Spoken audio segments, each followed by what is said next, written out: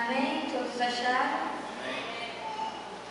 Diz assim: Então o reino dos céus será semelhante a 10 virgens, que tomando as suas lâmpadas saíram ao encontro do esposo.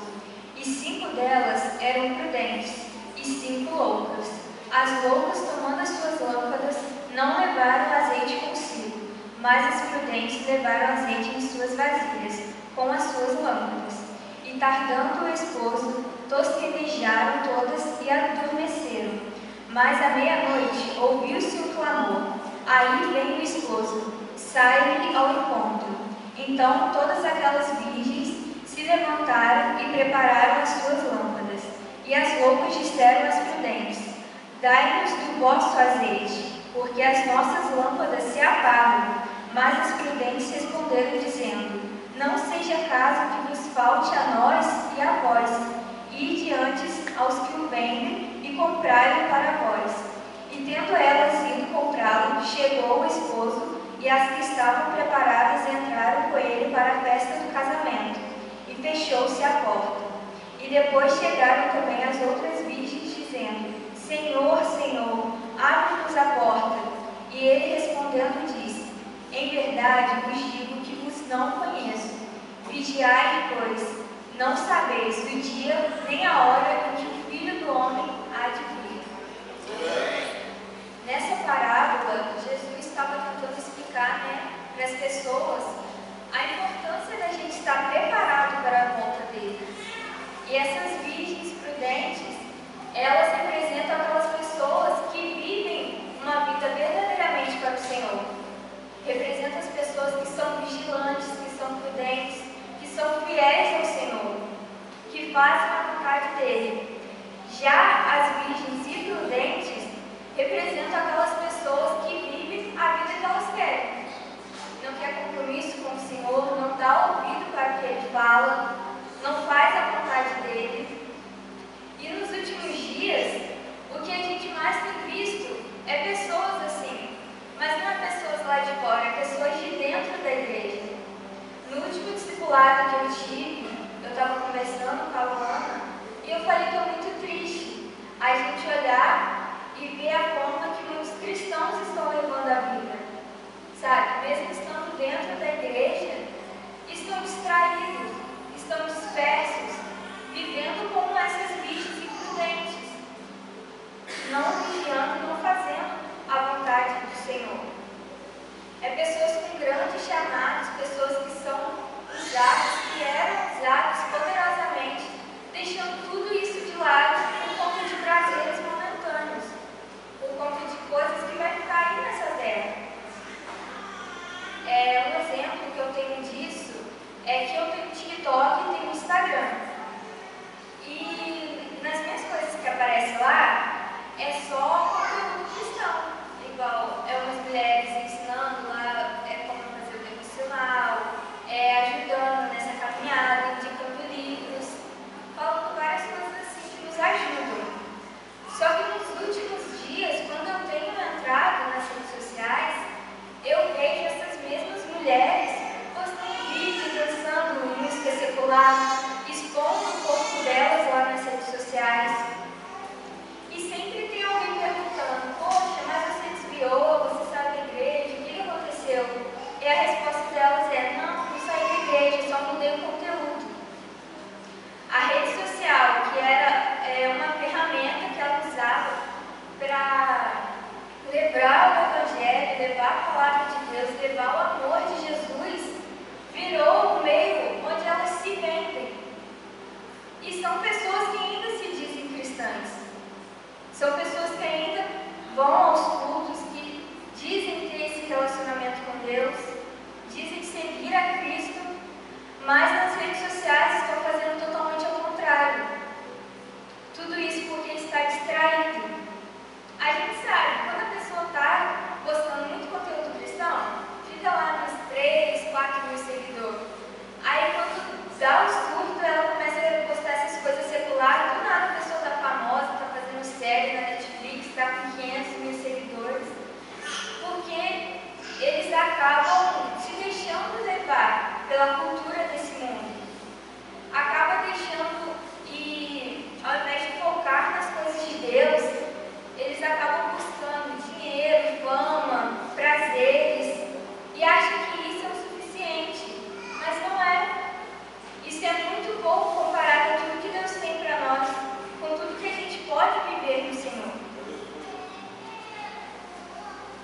E é muito triste a gente ver os cristãos vivendo assim. Pessoas aqui de dentro da igreja vivendo essa vida. Frequenta culto, participa de ministério, participa de célula, mas mesmo assim continua distraído.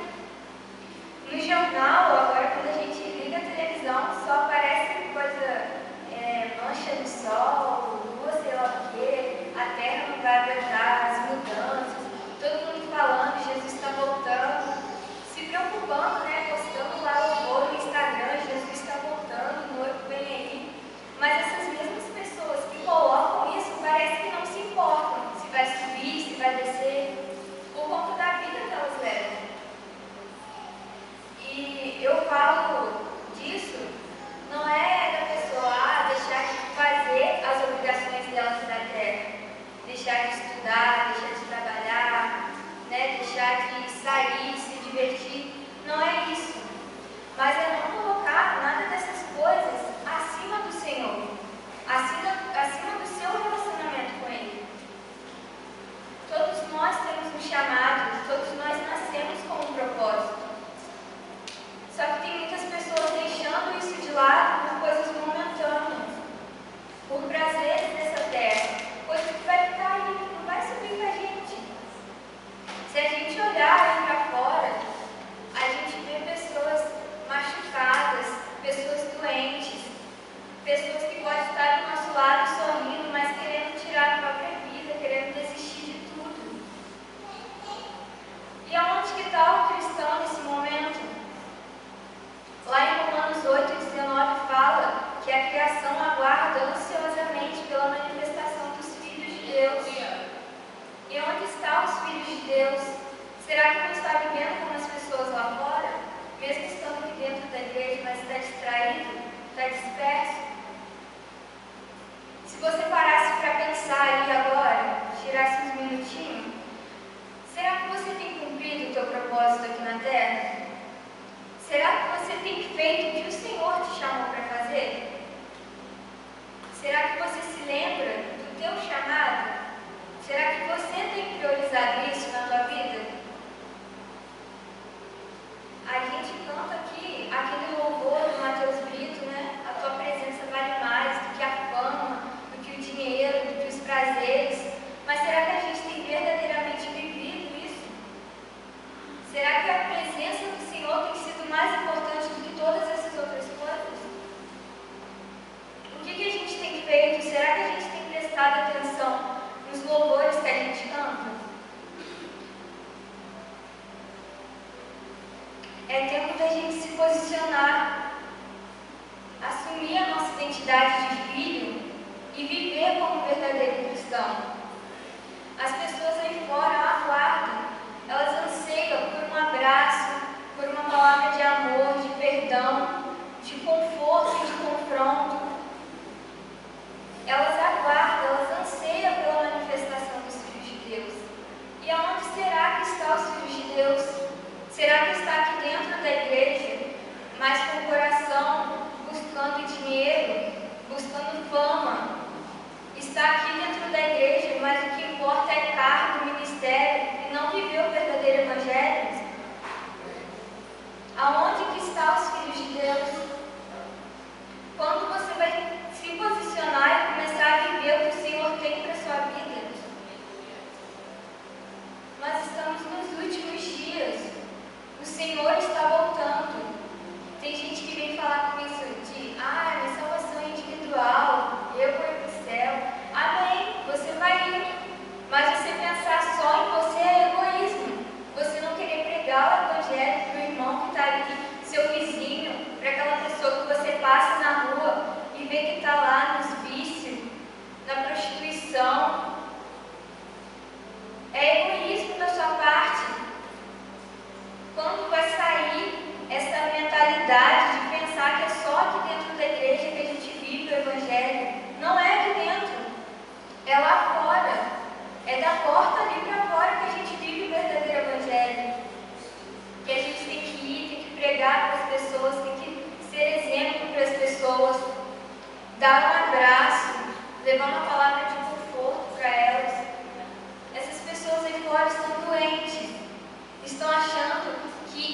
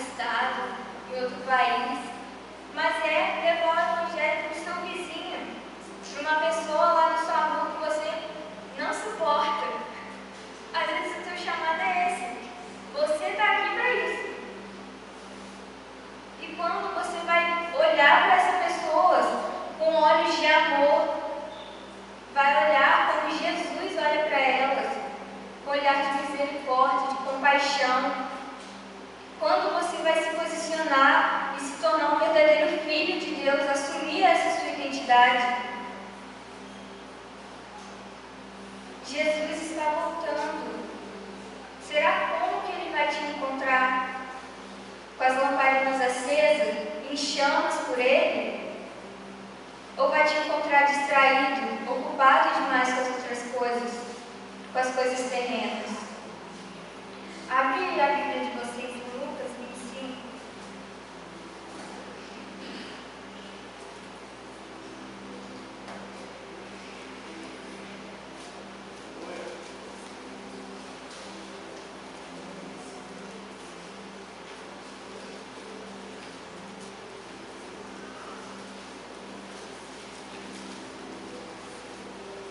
Lucas 14, versículo 15.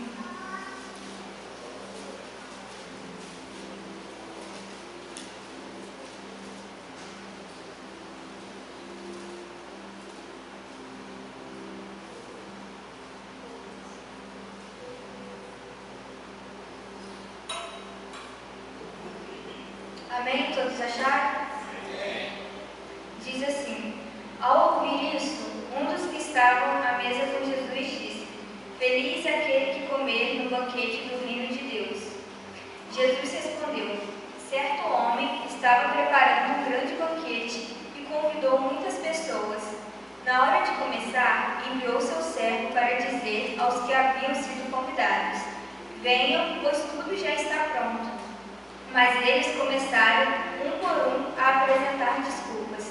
O primeiro disse: acabei de comprar uma propriedade e preciso ir vê-la. Por favor, desculpe-me. Outro disse: acabei de comprar 5 juntas de bois e estou indo experimentá-las. Por favor, desculpe-me. Ainda outro disse: acabo de me casar, por isso não posso ir. O servo voltou e relatou isso ao seu senhor.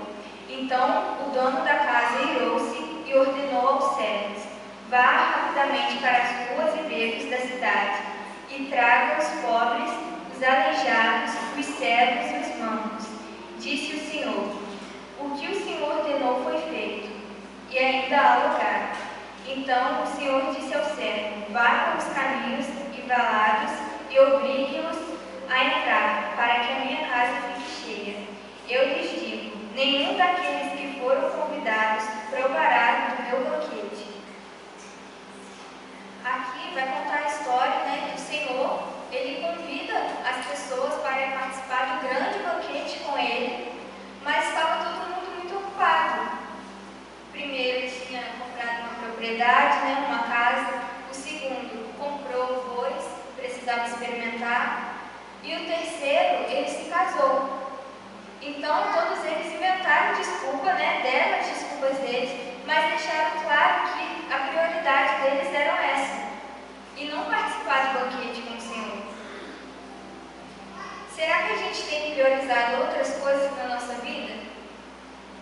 Será que quando chegar o dia do grande banquete final, a gente vai participar ou vai estar muito ocupado com outras coisas? Se você parasse para pensar em como está o seu coração nesses últimos dias, o que você tem priorizado? O seu coração está em busca de fama, de dinheiro, de prazeres momentâneos? Ou é em busca da presença de Deus, em busca de fazer a vontade do Senhor para a sua vida? Em busca de cumprir o teu propósito aqui na terra? Como está o seu coração? E como você vai permitir que ele fique? As pessoas aí fora aguardam pela nossa manifestação. Não há mais tempo da gente lidar com as coisas na brincadeira, lidar com as coisas de Deus como se fosse qualquer coisinha. É muito sério. O Senhor te chamou, Ele tem um propósito na sua vida. Ele conta com você. Quando você vai se posicionar e vai começar a viver de verdade o que Ele quer? Quando você vai parar de vir aqui na igreja, achar que é tudo brincadeira, que é só mais um culto, voltar e acabou? Isso é muito pouco.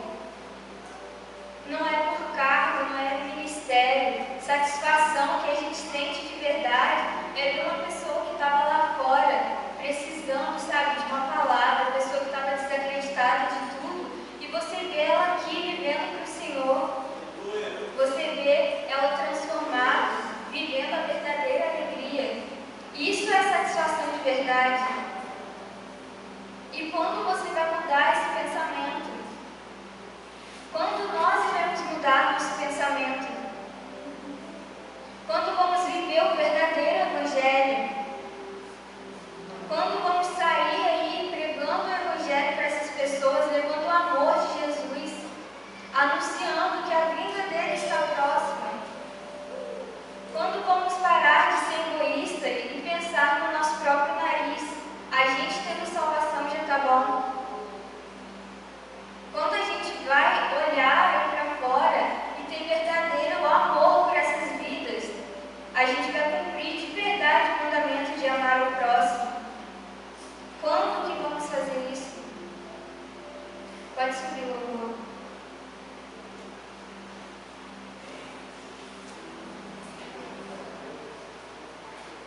Não continue distraído. Não fique disperso.